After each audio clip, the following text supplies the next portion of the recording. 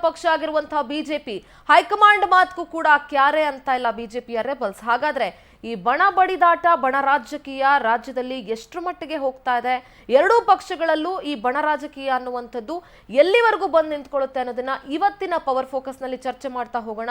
ವಿಪಕ್ಷ ಆಡಳಿತ ಪಕ್ಷ ಎರಡೂ ಪಕ್ಷಗಳಲ್ಲೂ ಕೂಡ ಬಣ ರಾಜಕೀಯ ವಿಪರೀತ ಆಗ್ಬಿಟ್ಟಿದೆ. ಕಾಂಗ್ರೆಸ್ನ ಹೈಕಮಾಂಡ್ ಆರ್ಡರ್ ಮಾಡಿ ಆಗಿದ ತಕ್ಷಣ ಸೈಲೆಂಟ್ ಆಗ್ಬಿಟ್ರು. ಹಾಗಾಗಿ ಇದೇ ಹೊತ್ತಿನ ವಿಶೇಷ ಕೈ ಕೂಲ್ ಕಮಲ ಕೆಂಡ.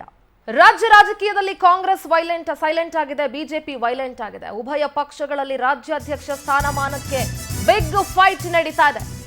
ರಾಜ್ಯ ರಾಜಕೀಯದಲ್ಲಿ ಸದ್ಯ ಕಾಂಗ್ರೆಸ್ ಸೈಲೆಂಟ್, ಬಿಜೆಪಿ ವೈಲೆಂಟ್. ಉಭಯ ಪಕ್ಷಗಳಲ್ಲಿ ರಾಜ್ಯಾಧ್ಯಕ್ಷ ಸ್ಥಾನಮಾನಕ್ಕೆ ಬಿಗ್ ಫೈಟ್.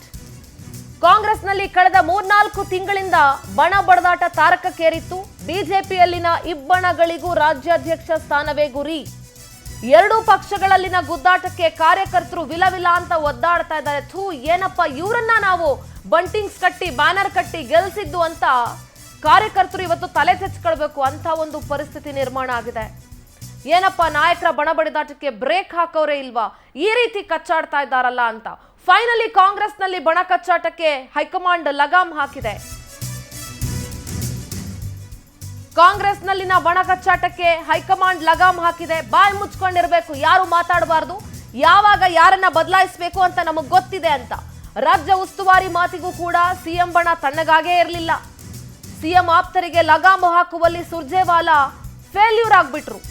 ನೇರವಾಗಿ ಅಖಾಡಕ್ಕೆ ಎಂಟ್ರಿ ಕೊಟ್ಟಿದ್ದು ಎಐಸಿಸಿ ಅಧ್ಯಕ್ಷರು ಮಲ್ಲಿಕಾರ್ಜುನ ಖರ್ಗೆ ಅವರು.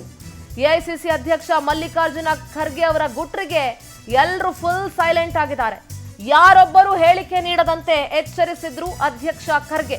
ಹೈಕಮಾಂಡ್ ಶಕ್ತಿ ತೋರಿಸಬೇಕಾಗತ್ತೆ. ನೀವು ಹಿಂಗೆ ಲೂಸ್ ಟಾಕ್ ಗಳನ್ನ ಮಾತನಾಡ್ತಿದ್ರೆ, ಬಹಿರಂಗ ಹೇಳಿಕೆಗಳನ್ನ ಕೊಡ್ತಾ ಇದ್ರೆ ಹೈಕಮಾಂಡ್ ನ ಪವರ್ ಏನು ಅಂತ ತೋರಿಸಬೇಕಾಗತ್ತೆ. ಯಾವಾಗ ಯಾರನ್ನ ಬದಲಾಯಿಸಬೇಕು ಅಂತ ನಮಗ್ ಗೊತ್ತಿದೆ, ನೀವುಗಳು ಬಾಯಿ ಮುಚ್ಕೊಂಡಿರಿ ಅಂತ ಮಲ್ಲಿಕಾರ್ಜುನ ಖರ್ಗೆ ಅವರು ವಾರ್ನಿಂಗ್ ಕೊಟ್ಟಿದ್ರು. ಖರ್ಗೆ ಅವರ ಎಚ್ಚರಿಕೆ ಬಳಿಕ ಯಾರೊಬ್ರು ಕೂಡ ಕಿಮ್ಮ ಕಂದಿಲ್ಲ. ಏನಾದ್ರೂ ಏನ್ ಸರ್ ಏನ್ ಹೇಳ್ತೀರಾ ಸರ್ ಅಂದ್ರೆ, ಇಲ್ಲಪ್ಪ ನಮ್ಮ ಹೈಕಮಾಂಡ್ ಹೇಳಿದೆ ಮಾತಾಡಬಾರ್ದು ಅಂತ ನಾವ್ ಯಾರು ಮಾತಾಡೋದಿಲ್ಲ, ಬಹಿರಂಗ ಹೇಳಿಕೆ ಕೊಡಬೇಡಿ ಅಂತ ಹೇಳಿದರೆ ನಾವೇನು ಕೊಡೋದಿಲ್ಲ ಅಂತ ಹೇಳಿದ್ದಾರೆ. ಸದ್ಯ ಮಲ್ಲಿಕಾರ್ಜುನ್ ಖರ್ಗೆ ಅವರು ಏನ್ ಮಾತನಾಡಿದ್ರು ಕೇಳಿಸ್ಕೊಳ್ಳೋಣ. ಇಂಟರ್ಪ್ರಿಟೇಷನ್ ಮಾಡ್ತಕ್ಕಂಥದ್ದು ಹೈಕಮಾಂಡ್ ನಿರ್ಣಯ ತಗೊಳ್ಳೋದು ಅದು ಅಂತಿಮವಾಗಿದ್ದು. ಈಗ ಇಲ್ಲಿ 100 ಜನ 100 ಮಾತಾಡಿದ್ರೆ ಅದಕ್ಕೆ ನಾನೇನು ಉತ್ತರ ಕೊಡೋಕ್ಕಾಗಲ್ಲ. ಹೈಕಮಾಂಡ್ ತೀರ್ಮಾನ ಏನಿದೆ ಅದೇ ಫೈನಲ್ಲು. ಅದಕ್ಕಾಗಿ ಎಲ್ಲರಿಗೆ ನನ್ನೊಂದು ಸೂಚನೆ ಏನಂದರೆ, ಎಲ್ಲರೂ ಬಾಯಿ ಮುಚ್ಚಿಕೊಂಡು ಸುಮ್ಮನೆ ಕೆಲಸ ಮಾಡಬೇಕು. ಯಾವಾಗ ಏನು ನಿರ್ಣಯ ತಗೊಳ್ಬೇಕು ಅದು ನಮಗೆ ಬಿಟ್ಟಿದ್ದು. ಮೊದಲ ಕೊಟ್ಟಂಥ ಕೆಲಸಗಳನ್ನು ಮಾಡಿ ಜನರಿಗೆ ಅಭಿವೃದ್ಧಿ ಕಡೆ ಒಯ್ದು ಮತ್ತು ಪಕ್ಷಕ್ಕೆ ಬಲ ತಂದು ಆ ಕೆಲಸ ಮೊದಲು ಮಾಡಲಿ. ಇವೆಲ್ಲ ಮಾತಾಡ್ತಕ್ಕಂಥದ್ದು ಇದರಲ್ಲಿಂದ ಏನು ಪ್ರಯೋಜನ ಆಗೋದಿಲ್ಲ. ಅದಕ್ಕೆ ನನ್ನ ಒಂದೇ ಸೂಚನೆ ಅವರಿಗೆ, ಹೈಕಮಾಂಡ್ ಇದೆ, ನಾವೆಲ್ಲ ಇದ್ದೇವೆ, ರಾಹುಲ್ ಗಾಂಧಿ ಅವರಿದ್ದಾರೆ, ನಾವು ನಿರ್ಣಯ ತಗೊಳ್ತೇವೆ. ಅದಕ್ಕೆ ಅವರು ಇಲ್ಲಿ ಇಂಟರ್ಪ್ರಿಟೇಷನ್ ಮಾಡ್ತಕ್ಕಂಥದ್ದು ಅವಶ್ಯಕತೆ ಇಲ್ಲ.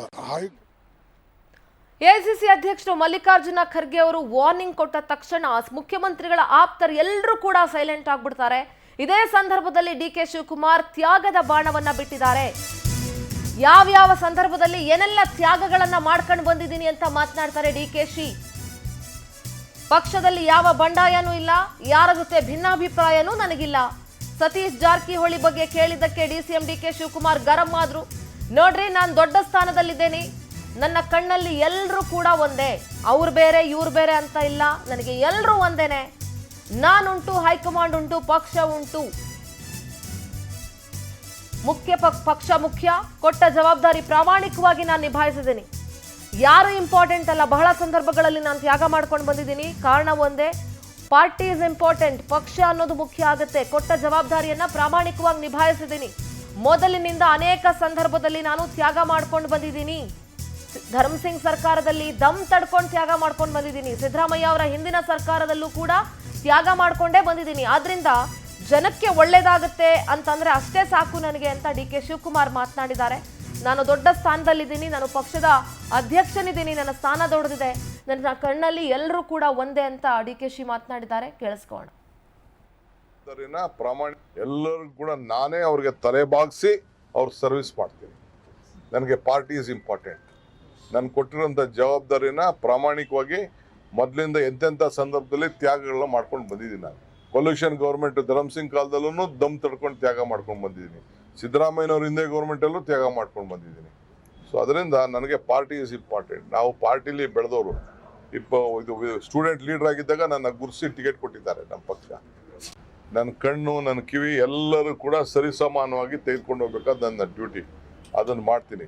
ಸುಮ್ಮನೆ ನೀವು ಸುಳ್ಳೆಲ್ಲ ಯಾರೋ ಹೇಳಿದ್ದು, ಯಾರೋ ಇದು ಬಂಡಾಯ, ಅವ್ರ ಭೇಟಿಯಾಗೋಯ್ತು, ಇವ್ರ ಭೇಟಿ, ನನಗೆ ಯಾವನ್ ಬಂಡಾಯನೂ ಇಲ್ಲ, ಏನಿಲ್ಲ.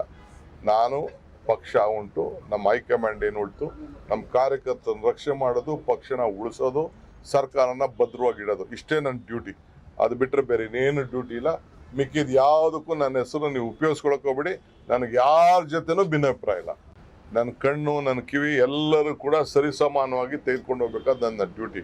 ಅದನ್ನು ಇದಿಷ್ಟು ಕಾಂಗ್ರೆಸ್ನ ಕಥೆ. ಆದ್ರೆ ಇನ್ನು ಬಿಜೆಪಿ ಕಥೆ. ಬಿಜೆಪಿಯಲ್ಲಿ ಮತ್ತಷ್ಟು ತಾರಕಕ್ಕೇರ್ತಾ ಇದೆ ಎರಡೂ ಬಣಗಳ ಜಿದ್ದು. ಬಿಜೆಪಿ ರಾಜ್ಯಾಧ್ಯಕ್ಷ ವಿಜೇಂದ್ರಗೆ ಯತ್ನಾಳ್ ಬಣ ಸವಾಲ್ ಹಾಕಿದೆ. ಯತ್ನಾಳ್ ಬಣದ್ದು ಒಂದೇ ಸ್ಟ್ರಾಟಜಿ, ಅವರ ಒಂದೇ ಗೋಲ್ ಅವ್ರದ್ದು, ವಿಜೇಂದ್ರನನ್ನ ಕೆಳಗಿಳಿಸಬೇಕು ಅಂತ ಅಷ್ಟೇ. ರಾಜ್ಯಾಧ್ಯಕ್ಷ ಚುನಾವಣೆಯನ್ನೇ ಟಾರ್ಗೆಟ್ ಮಾಡಿದ್ದಾರೆ ಯತ್ನಾಳ್. ಬೇರೆ ಪಕ್ಷಗಳ ನಡುವೆ ಚುನಾವಣೆ ನಡೆಯೋದು ಸಹಜ, ಆದ್ರೆ ಸ್ವಪಕ್ಷದ ಒಳಗಡೆನೆ ಒಬ್ಬ ಅಧ್ಯಕ್ಷ ಸ್ಥಾನಕ್ಕೆ ಚುನಾವಣೆ ನಡೆಸುವಂತ ಪರಿಸ್ಥಿತಿಗೆ ಸೋ ಕಾಲ್ಡ್ ಶಿಸ್ತಿನ ಪಕ್ಷ ಬಿಜೆಪಿ ಬಂದು ನಿಂತ್ಕೊಂಡಿದೆ. ವಿಜೇಂದ್ರ ವಿರುದ್ಧ ಯತ್ನಾಳ್ ಪಡೆ ಮತ್ತಷ್ಟು ಮೊನಚಾದ ದಾಳಿಯನ್ನ ಮಾಡ್ತಾ ಇದೆ. ಕಾಂಗ್ರೆಸ್ನಲ್ಲಿ ಹೈಕಮಾಂಡ್ ಎಂಟ್ರಿಗೆ ಎಲ್ಲರೂ ಸೈಲೆಂಟ್ ಆಗ್ಬಿಟ್ರು, ಯಾರು ತುಟಿಕ್ ಪಿಟಿಕ್ ಅಂತ ಇಲ್ಲ. ಆದ್ರೆ ಇಲ್ಲಿ ಹಂಗಲ್ಲ. ಹೈಕಮಾಂಡ್ ಬಳಿ ಹೋಗ್ ಬಂದ್ರು ಕೂಡ ತಣ್ಣಗಾಗಿಲ್ಲ. ವಿಜೇಂದ್ರಗೆ ಬಚ್ಚ ಅಂತ ರಮೇಶ್ ಜಾರಕಿಹೊಳಿ ಹೇಳಿದ್ರು. ಅದನ್ನ ಸಮರ್ಥಿಸುವ ಹಾಗೆ ಸವಾಲ್ ಹಾಕಿದ್ದಾರೆ ಶಾಸಕ ಯತ್ನಾಳ್.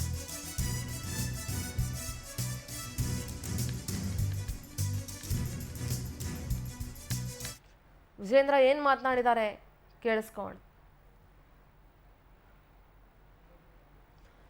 ನೋಡಿ, ವಿಜೇಂದ್ರ ವಿರುದ್ಧ ಯತ್ನಾಳ್ ಪಡೆ ಮತ್ತಷ್ಟು ಮೊನಚಾದ ದಾಳಿಯನ್ನ ಮಾಡ್ತಾ ಇದೆ.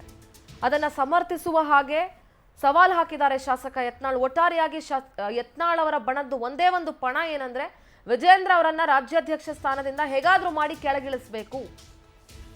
ಚುನಾವಣೆಗೆ ನಾವು ಸಿದ್ಧವಾಗಿದ್ದೀವಿ ಅಂತ ಹೇಳಿದ್ದಾರೆ ಯತ್ನಾಳ್.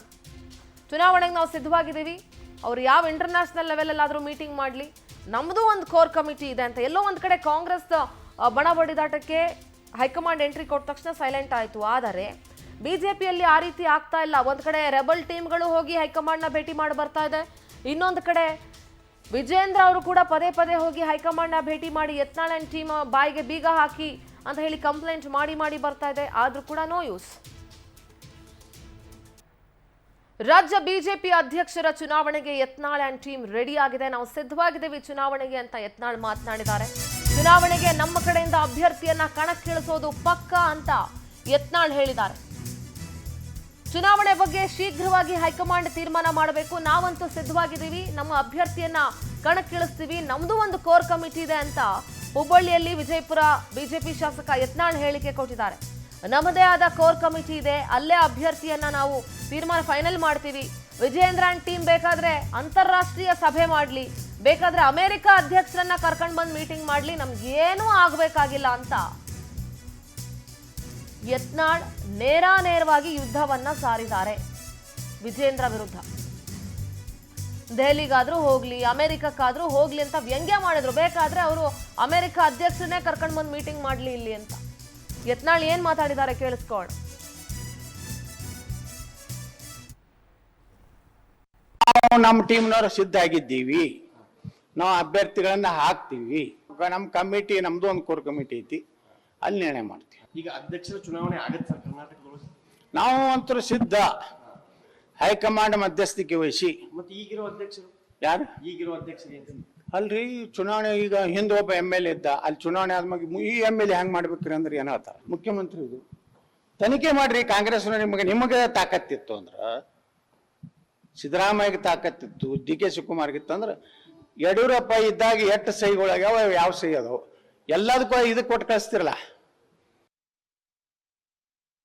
ಅಂತ ಹುಟ್ಟಿಲ್ಲ, ಯಡಿಯೂರಪ್ಪನಂತ ನಾಯಕನೇ ಭಾರತದಾಗ ಹುಟ್ಟಿಲ್ಲ, ವಿಶ್ವದಾಗ ಹುಟ್ಟಿಲ್ಲ ಅಂತ ಹೇಳ್ರಿ. ನಾವು ಏನಾಗೋದೈತಿ ಬೇಕಾದ್ ಮಾಡ್ರಿ, ಸಭೆ ಇಂಟರ್ನ್ಯಾಷನಲ್ ಲೆವೆಲ್ದಾಗ ಮಾಡಲಿ. ಬೇಕಾದ್ರೆ ಅಮೇರಿಕ ಅಧ್ಯಕ್ಷನ ಕರೆದು ಮಾತಾಡಲಿ, ಏನಾಗೋದೇನೈತಿ. ಬರೀ ವಿಜೇಂದ್ರ ಅಂತ ಹುಟ್ಟಿಲ್ಲ, ಯಡಿಯೂರಪ್ಪನಂತ ನಾಯಕನೇ ಭಾರತದಾಗ ಹುಟ್ಟಿಲ್ಲ, ವಿಶ್ವದಾಗ ಹುಟ್ಟಿಲ್ಲ ಅಂತ ಹೇಳ್ರಿ. ನಾವು ಏನಾಗೋದೈತಿ ಬೇಕಾದ್ ಮಾಡ್ರಿ, ಸಭೆ ಇಂಟರ್ನ್ಯಾಷನಲ್ ಲೆವೆಲ್ದಾಗ ಮಾಡಲಿ. ಬೇಕಾದ್ರೆ ಅಮೇರಿಕ ಅಧ್ಯಕ್ಷನ ಕರೆದು ಮಾತಾಡಲಿ, ಏನಾಗೋದೇನೈತಿ. ಎಸ್, ಎರಡೂ ಪಕ್ಷಗಳ ಬಣಬಡಿದಾಟದ ಬಗ್ಗೆ ಚರ್ಚೆ ಮಾಡೋಣ. ಚರ್ಚೆಯಲ್ಲಿ ನಮ್ಮ ಜೊತೆಗೆ ಕಾಂಗ್ರೆಸ್ ವಕ್ತಾರರು ನಟರಾಜ್ ಗೌಡ್ರು ಇದ್ದಾರೆ. ನಟರಾಜ್ ಗೌಡ್ರೆ ನಮಸ್ತೆ, ಕಾರ್ಯಕ್ರಮಕ್ಕೆ ಸ್ವಾಗತ. ನಮಸ್ತೆ ನಟರಾಜ್ ಗೌಡ್ರೆ, ಧ್ವನಿ ಕೇಳಿಸ್ತಾ ಇದೆಯಾ? ಓಕೆ, ಅಶೋಕ್ ಗೌಡ್ರು ಇದ್ದಾರೆ, ಬಿಜೆಪಿ ವಕ್ತಾರರು. ಅಶೋಕ್ ಜಿ ನಮಸ್ತೆ, ಕಾರ್ಯಕ್ರಮಕ್ಕೆ ಸ್ವಾಗತ. ಅಶೋಕ್ ಗೌಡ್ರೆ, ನನ್ನ ಧ್ವನಿ ಕೇಳಿಸ್ತಾ ಇದೆಯಾ? ಅಶೋಕ್ ಗೌಡ್ರೆ, ಆರ್ ಯು ಆಡಿಬಲ್? ಈಗ ಇಬ್ಬರ ಹತ್ರನು ನಾನು ಮೊದಲನೇದಾಗಿ ಒಂದು ಸ್ಪಷ್ಟನೆ, ಚಿಕ್ಕ ರಿಯಾಕ್ಷನ್ ತೆಗೆದುಕೊಳ್ತೀನಿ. ನಿಮ್ಮ ಪಕ್ಷಗಳ ಬಣ ಬಡಿದಾಟದ ಬಗ್ಗೆ ನಿಮಗೆ ಏನನ್ಸುತ್ತೆ ಅಂತ ಬಹಳ ಚುಟ್ಕಾಗಿ ಹೇಳ್ಬಿಡಿ. ಚರ್ಚೆಗೆ ಮುಂದಿನ ಹಂತದಲ್ಲಿ ನಾನು ಚರ್ಚೆ ಮಾಡ್ತೀನಿ. ನಟರಾಜ್ ಗೌಡ್ರೆ ಹೇಳಿ. ಒಂದು ವಿರೋಧ ಪಕ್ಷದಲ್ಲಿ ನಮ್ಮ ಪಕ್ಷದಲ್ಲಿ ಯಾವ ಅಶೋಕ್ ಗೌಡ್ರು ಮಾತಾಡ್ತಿದ್ದಾರೆ. ನಟರಾಜ್ ಜಿ ಒಂದು ನಿಮಿಷ, ಅಶೋಕ್ ಗೌಡ್ರು ಮಾತಾಡ್ತಿದ್ದಾರೆ. ಜನಗಳ ಬದುಕಿನ ಮೇಲೆ ಯಾವುದೇ ರೀತಿ ದುಷ್ಪರಿಣಾಮಗಳನ್ನ ಬೀರಲ್ಲ. ಆದ್ರೆ ಈ ಕಾಂಗ್ರೆಸ್ ಸರ್ಕಾರದಲ್ಲಿ ಇರ್ತಕ್ಕಂತಹ ಬಣ ಬಡಿದಾಟದಿಂದ ಇವತ್ತು ಎಂತ ದುಷ್ಪರಿಣಾಮಗಳು ಬೀರ್ತಿದೆ ಅಂತ ಹೇಳಿದ್ರೆ, BBMP ನಲ್ಲಿ ಕೆಲಸಗಳಾಗ್ತಿಲ್ಲ. ಇನ್ನೂ ಒಂದು ಉದಾಹರಣೆ, ನಿನ್ನೆ ತಾನೇ ಉದಾಹರಣೆ ಗೊತ್ತಾಗಿದ್ದು, KADB ಒಂದ್ ಕಡೆಗೆ notification same village same survey number, ಇನ್ನೊಂದ್ ಕಡೆ BDA, ಒಂದು MB ಪಾಟೀಲ್, ಇನ್ನೊಂದು DK ಶಿವಕುಮಾರ್. ಎಷ್ಟ್ರ ಮಟ್ಟಕ್ಕೆ ಜನಗಳನ್ನ ಒಂದೇ ಸರ್ವೆ ನಂಬರ್ನ ಇಬ್ಬಿಬ್ರು ನೋಟಿಫಿಕೇಶನ್ ಮಾಡ್ತಾರೆ. ಇಷ್ಟರ ಮಟ್ಟಕ್ಕೆ ಬಣದ ಬಡಿದಾಟ ನಡೀತಾ ಇದೆ ಕಾಂಗ್ರೆಸ್ ನಲ್ಲಿ. ಓಕೆ, ನಟರಾಜ್ ಗೌಡ್ರೆ ನಿಮ್ಮ ಪ್ರತಿಕ್ರಿಯೆ. ಅಶೋಕ್ ಗೌಡ್ರೆ, ನಾನು ನಿಮ್ಮ ಪಕ್ಷದ ಬಣ ಬಡಿದಾಟದ ಬಗ್ಗೆ ಕೇಳಿದ್ದು, ಕಾಂಗ್ರೆಸ್ ಬಣ ಬಡಿದಾಟದ ಬಗ್ಗೆ ನಿಮ್ಮ ಹತ್ರ ಕೇಳಲಿಲ್ಲ ನಾನು. Yes Nataraj ji please. ಜನಗಳ ಮೇಲೆ ನೋಡಿ, ನಮ್ಮ ಪಕ್ಷದಲ್ಲಿ ಯಾವ ಬಣ ಬಡಿದಾಟನೂ ಇಲ್ಲ. ನಮ್ಮ ಪಕ್ಷದಲ್ಲಿ ಯಾವ ಬಣ ಬಡಿದಾಟನೂ ಇಲ್ಲ. ಪಕ್ಷದಲ್ಲಿ ಎಲ್ಲ ಚೆನ್ನಾಗಿರೋದ್ರಿಂದಾನೇ ಇವತ್ತು 3 ಉಪಚುನಾವಣೆಗಳನ್ನ ಗೆದ್ಕೊಂಡಿದ್ದು. ಕಾಂಗ್ರೆಸ್ ಪಕ್ಷದಲ್ಲಿ ಅತಿ ಹೆಚ್ಚಿನ ನಾಯಕರಿದ್ದಾರೆ. ನಾಯಕರುಗಳು ಒಂದೊಂದು ಅಭಿಪ್ರಾಯಗಳಿರ್ತವೆ, ಅವರ ಬೆಂಬಲಿಗರ ಒಂದು ಅಭಿಪ್ರಾಯಗಳಿರ್ತವೆ. ಅವು ಬಣಗಳಾಗಿ ಮಾರ್ಪಾಟಾಗಿಲ್ಲ. ಅವುಗಳಲ್ಲಿ ಯಾವ ರೀತಿಯ ಭಿನ್ನಾಭಿಪ್ರಾಯಗಳು ಇಲ್ಲ, ಭಿನ್ನ ಮತಗಳು ಇಲ್ಲ. ಆಮೇಲೆ ಈ ಸಣ್ಣ ಪುಟ್ಟದಲ್ಲಿ ನ್ಯಾಚುರಲ್ ಕೋರ್ಸ್ ಅಲ್ಲಿ ಏನಾಗುತ್ತೆ ಅಂದ್ರೆ, ಈ ಸ್ಪೆಕ್ಯುಲೇಷನ್ ಇತ್ತಲ್ಲ, ಉಪಮುಖ್ಯಮಂತ್ರಿ ಆಗಿರೋ DK ಶಿವಕುಮಾರ್ ಯಾವ ಮುಖ್ಯಮಂತ್ರಿ ಆಗ್ತಾರೆ ಅಂತ, KPCC ಅಧ್ಯಕ್ಷರ ಬದಲಾವಣೆ ಯಾವಾಗ ಆಗುತ್ತೆ ಅಂತ, ಮಂತ್ರಿಗಳ ರೀಶಫಲ್ ಯಾವಾಗ ಆಗುತ್ತೆ ಅಂತ, ಈ ತರದ ಒಂದು ಮಾಹಿತಿಗಳು ಚರ್ಚೆಗಳು ನಡೀತಾನೆ ಇತ್ತು. ಆದರೆ ಅದ್ಯಾವುದು ಇಲ್ಲಿ ಚರ್ಚೆ ಆಗುವಂಥದ್ದು ಮತ್ತೆ ಇಲ್ಲಿ ತೀರ್ಮಾನ ಆಗುವಂಥದ್ದಲ್ಲ, ಅದು ಹೈಕಮಾಂಡ್ ತೀರ್ಮಾನ ಆಗುವಂಥದ್ದು. ಹಾಗಾಗಿ ಯಾವ ರೀತಿಯ ಇಲ್ಲಿ ಭಿನ್ನಮತಕ್ಕಾಗ್ಲಿ ಬಣ ಬಡಿದಾಟಕ್ಕಾಗ್ಲಿ ಯಾವುದೇ ರೀತಿಯ ಅವಕಾಶಗಳಿಲ್ಲ, ಮತ್ತೆ ಅದರ ಬಣಗಳಿಲ್ಲ ನಮ್ಮಲ್ಲಿ. ಅದು ಬಿಜೆಪಿನಲ್ಲಿ ಇರ್ತಕ್ಕಂಥದ್ದು. ಇವಾಗ ವಿಜೇಂದ್ರ ಕಿತ್ ಬಿಸಾಕ್ಬೇಕು ಅಂತ ಹೇಳಿ Yatnal and gang, Nagpur and gang ಪ್ರಯತ್ನ ಮಾಡ್ತಾ ಇದೆಯಲ್ಲ, ಅದು ನಿಜವಾದ ಬಣ ಬಡಿದಾಟ. ಅಂದ್ರೆ ಎಲ್ಲಿ ವಿಜೇಂದ್ರನ್ನು ಕಿತ್ತಾಕ್ಬೇಕಂತ ಅವರು ಜಾರಕಿಹೊಳಿ ಜೊತೆ ಸೇರ್ಕೊಂಡಿದ್ದಾರೆ. ಈಗ ಸಂತೋಷ್ ಜಿ ತೆರೆಮರೆಯಿಂದ ಯಾರೇನ್ ಕಸತ್ ತಿಳಿಸ್ತಾ ಇದ್ದಾರೆ ಅಂತ ಎಲ್ಲರಿಗೂ ಗೊತ್ತಾಗಿದೆ. ಬಿಜೆಪಿನಲ್ಲಿ ಹಳೆಯ ನಾಯಕರುಗಳಿಗೆ ಯಾರು ಯಡಿಯೂರಪ್ಪ ಪಕ್ಷ ಕಟ್ಟಿದ್ರು ಅವ್ರಿಗೆ ಗೌರವ ಇಲ್ಲ. ಅಲ್ಲಿ ಜಗದೀಶ್ ಶೆಟ್ಟರ್ಗೆ ಗೌರವ ಇಲ್ಲ, ಬೊಮ್ಮಾಯಿ ಅವ್ರಿಗೆ ಗೌರವ ಇಲ್ಲ, ಸದಾನಂದ ಗೌಡ್ರಿಗೆ ಗೌರವ ಇಲ್ಲ. ಸೊ ಅಲ್ಲಿದೆ, ಬಿಜೆಪಿನಲ್ಲಿದೆ ಭಿನ್ನ ಮತಗಳು, ಬಣ ಬಡಿದಾಟಗಳು ಬಿಜೆಪಿನಲ್ಲಿದೆ ಹೊರತು ಕಾಂಗ್ರೆಸ್ ಅಲ್ಲಿ ಇಲ್ಲ.